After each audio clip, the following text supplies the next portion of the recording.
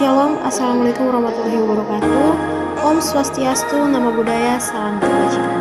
Perkenalkan, nama saya Ruth Sobatamalah. Saya adalah mahasiswa aktif di Universitas Pembangunan Indonesia Bandung dengan NIM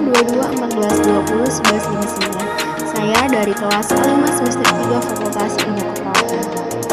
Tujuan dari pembuatan video ini untuk memenuhi ujian tengah semester saya dengan mata kuliah Keperawatan Dewasa, Sistem Kardiovaskuler, Respirator, dan Hematologi. Di sini saya akan menjelaskan tentang anatomi fisiologi kardiovaskuler dengan dosen pengampu saya yang terhormat Dr. Wiwit Ciptaningsih, Escape Nurse MMR. Definisi: sistem kardiovaskuler merupakan organ sirkulasi darah yang terdiri dari jantung, komponen darah, dan pembuluh darah yang berfungsi memberikan dan mengalirkan suplai oksigen dan nutrisi ke keseluruhan jaringan tubuh yang diperlukan dalam proses metabolisme tubuh. Jantung adalah organ muskuler berongga yang bentuknya menyerupai piramid atau jantung pisang dan merupakan pusat sirkulasi darah ke seluruh tubuh. Jantung terletak dalam rongga toraks pada bagian yang pertama, dinding jantung berhubungan dengan sternum atau rongga dada dan kartilago costalis setinggi 3-4.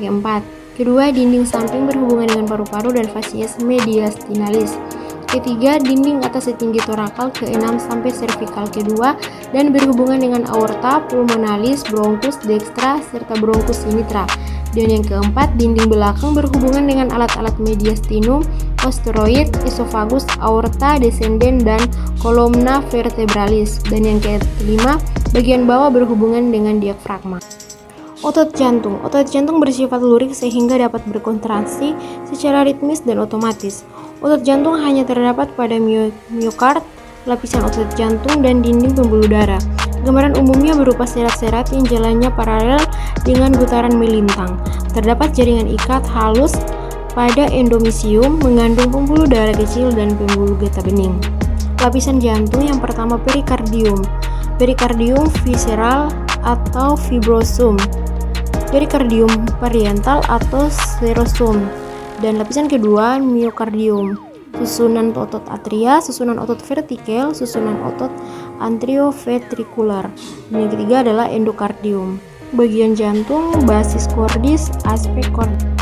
Ruang-ruang jantung yang pertama atrium destra atau muara yang terletak pada atrium kanan adalah vena cava superior bermuara ke bagian atas atrium kanan. Vena cava inferior, sinus coronarius, sinus anterioventricular destra. Yang kedua, vertikal destra. Lapisan dinding vertikal destra jauh lebih tebal daripada atrium sinitra.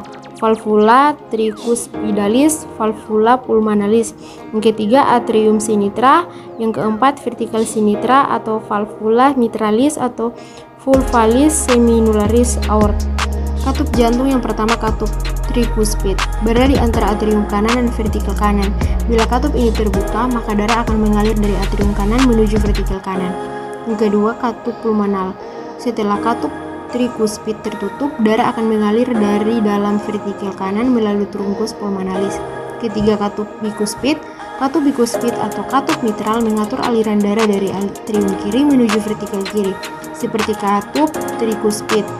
Katup bikuspid menutup pada saat kontraksi vertikal. Katup bikuspid terdiri dari dua daun katup aorta.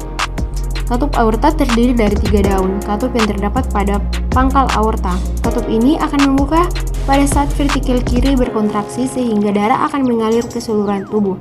Sebaiknya katup akan menutup pada saat vertikal kiri relaksasi sehingga mencegah darah masuk kembali ke dalam vertikal kiri. Peredaran darah jantung seperti yang kita lihat di gambar itu ada arteri koronaria dextra, arteri koronaria sinitra, aliran vena ke jantung.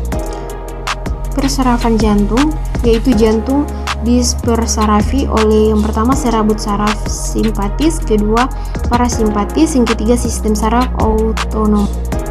Fungsi umum otot jantung yaitu pertama sifat ritmisitas atau otomatis, secara potensial berkontraksi tanpa adanya rangsangan dari luar.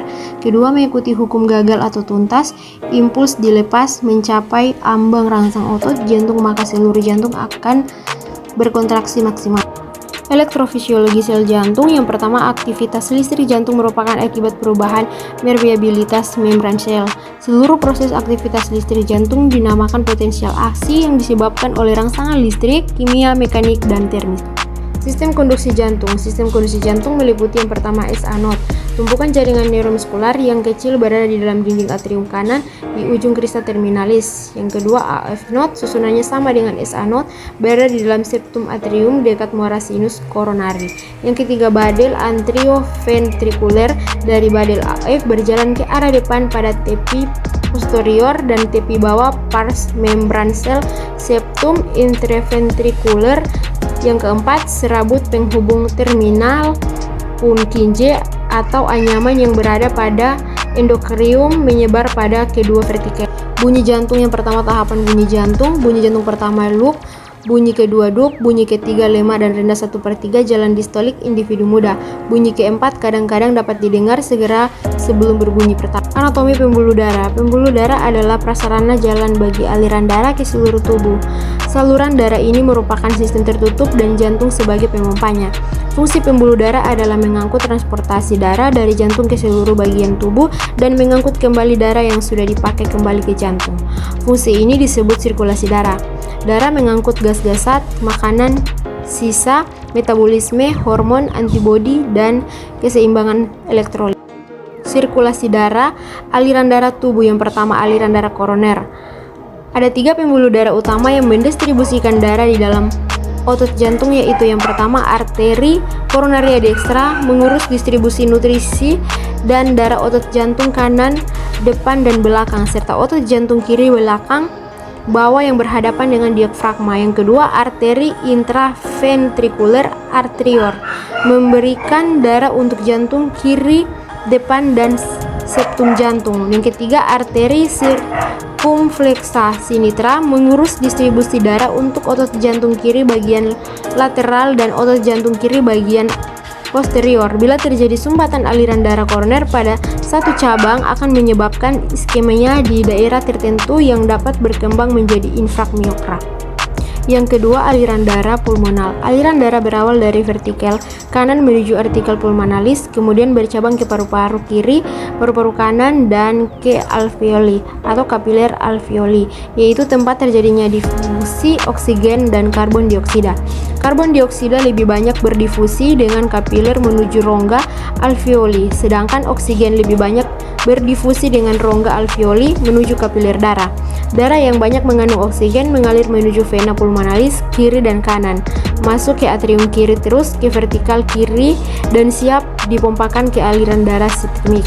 Yang ketiga, sirkulasi arteri. Arteri merupakan pembuluh darah yang keluar dari jantung yang membawa darah ke seluruh tubuh. Pembuluh darah arteri yang paling besar keluar dari vertikel sinitra disebut aorta. Arteri mempunyai dinding yang tebal yang kuat tetapi mempunyai sifat elastis. Dan yang terakhir adalah sirkulasi kapiler. Kapiler adalah pembuluh darah yang sangat kecil, disebut juga pembuluh rambut atau kapiler arteri dan kapiler vena.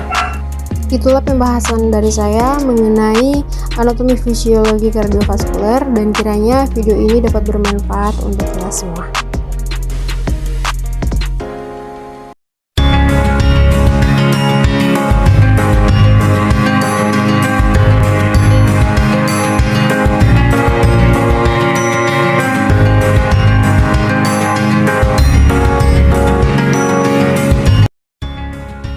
Kampus kita mempunyai 6 program studi. Yang pertama Fakultas Keperawatan, yang kedua Pertanian, yang ketiga Ilmu Sosial dan Politik, yang keempat Fakultas Hukum, yang kelima Fakultas Teknik, dan yang keenam Fakultas Sastra. Jika Anda masih bingung mencari tempat kuliah, mari mendaftar bersama kami di Universitas Pembangunan Indonesia Manado.